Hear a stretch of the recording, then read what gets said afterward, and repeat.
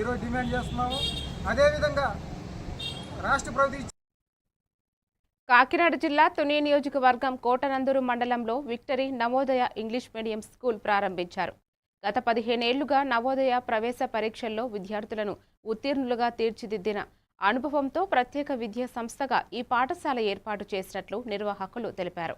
Kerala teachers అనుభవజ్ఞులైన English బోధన ఉపాధ్యాయులతో ప్రతి టీచర్ 25 నుంచి 30 మంది విద్యార్థులు మాత్రమే ఉండే విధంగా బోధన అందించనున్నట్లు పేర్కొన్నారు.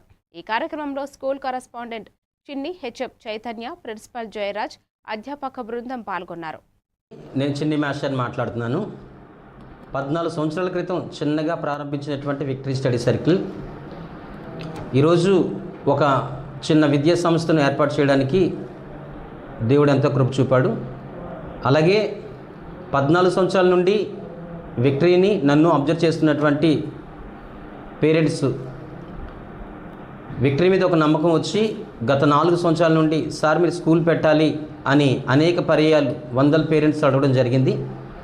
అయితే 2023వ సంవత్సరంలోనే స్కూల్కి సంబంధించి విక్టరీ ఇంటర్నేషనల్ స్కూల్ అనేటువంటి పేరు పెట్టి చలనా తీయడం జరిగింది. అయితే కొన్ని కారణాల వల్ల, ఆర్థిక పరిస్థితుల వల్ల, కొన్ని కారణాల వల్ల అప్పుడు స్కూల్ ఏర్పాటు చేయలేకపోయాం.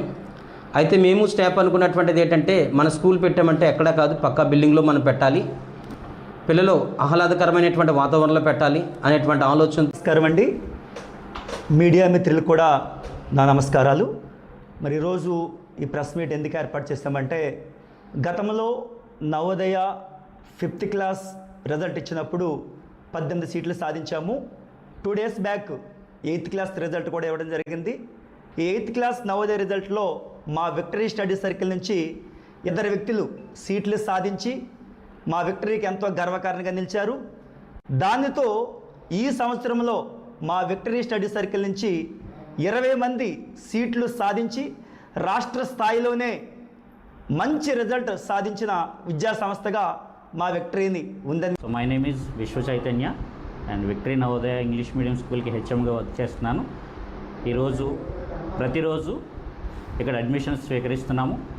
మంచి అఫోర్డబుల్ ఫీజుతో, అంటే గ్రామీణ ప్రాంత విద్యార్థులకి ఉన్నతమైనటువంటి నాణ్యమైన విద్యను అందించాలనేటువంటి ఒక మంచి ఉద్దేశంతో ఈ స్కూల్ స్థాపించడం జరిగింది. ప్రస్తుత సమాజంలో విద్యార్థి ఆఫ్టర్ స్కూలింగ్, అంటే స్కూల్ అయిపోయిన తర్వాత సమాజంలో ఎలాంటి క్రమశిక్షణతో ఉండాలి, అలాంటి మంచి ఉద్దేశాలతో ఈ స్కూల్ని స్థాపించడం జరిగింది. అండ్